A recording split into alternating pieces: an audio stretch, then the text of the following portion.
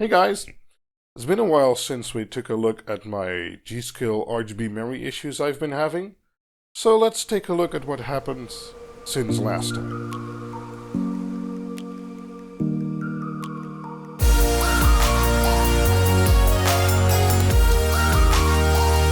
A few weeks back, quite soon after the last video honestly, Gigabyte released the new F5 BIOS for the AX370 Gaming 5 I'm using, so I jumped right on that and installed it on my motherboard. I tried it out for a little while using my Corsair LPX modules, which have been working great. And when I was satisfied the new BIOS wasn't causing any new issues, I installed the Corsair RGB memory modules I got back from RMA support and tested to see if it would work. And system booted fine, and I ran the modules at 2133 MHz for a little while. And once I was satisfied that was working fine, I overclocked them right back to 2933 MHz, cache latency 16, and all that worked fine. So, after running that for about a day or so, I put in the second kit because I really want to run 32 gigabytes of memory. And, well, system ran fine at 2133 MHz, but as expected, I couldn't run it at 2933 MHz. But that's more of a Ryzen issue than memory module issue, most probably. But after tinkering with it a little bit, I noticed that I could run the modules at 66 MHz with the 32 gigs 4 modules in there at cache latency 14. So I did some more testing, and actually running at cache latency 14 with a slightly lower speed or running cache latency 16 at a higher speed didn't make that much difference in benchmarks. Since I said I want 32 gigs, I kept it like that, and I've been running like that ever since. Some of you actually noticed this, that in my LAN party video I made about the Party 15 a little while back. I'll put a link somewhere over here. The memory was actually in my system. That's correct, and I've been using it since that time without any issues. But I'm also running a fresh install of Windows without any G.Skill software installed. In the last video I already speculated that their software might have caused the problem, but since that video and a lot of helpful comments from you guys, I think we've got it pretty much figured out. So what was the problem?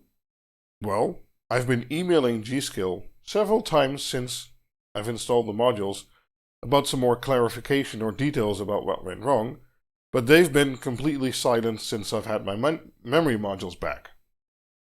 Too bad there, missed chance in my opinion, but okay.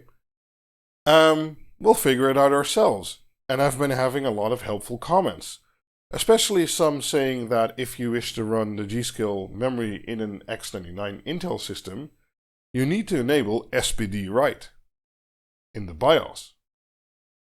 But wasn't the SPD information the exact thing that broke on my modules? Okay. Some other people have been having the same problems, and they've mentioned that they've actually been able to fix their memory modules by using a little software tool which can rewrite SPD information, and they've noticed that but basically the G.Skill RGB software writes bogus SPD information, and when you then reboot your system, the module's dead.